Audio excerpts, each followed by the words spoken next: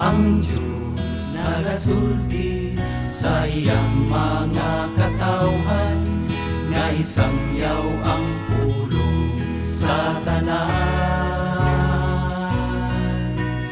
Aron sa pagluwas kanimo ug kanako, alang sa ginharian nga iyang gihanda.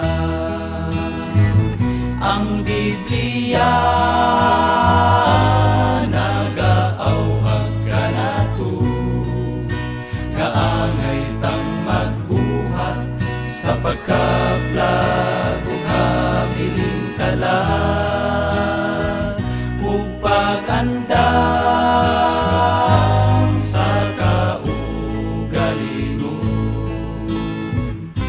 diha sa pagbalik sa atong langit mong Amahan.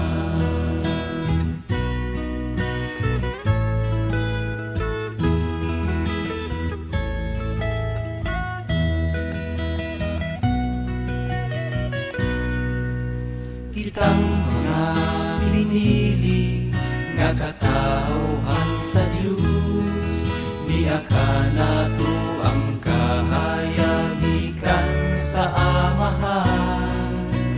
Busa dili kita angay mabalaka, ang balaang espiritu maoy magagiya.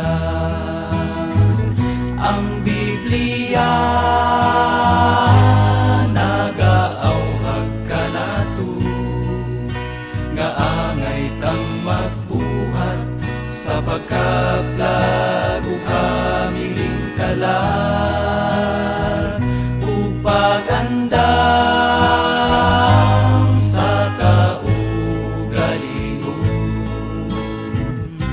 diha sa pagbalik sa atong langit mong Amahan.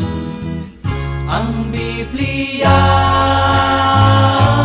nagaawhag kanato, nga angay tang magbuhat sa pagkaplag ug kamiling kalag, ug pag-andam sa kaugalingon, diha sa pagbalik sa atong langit mong Amahan. Diha sa pagbalik sa atong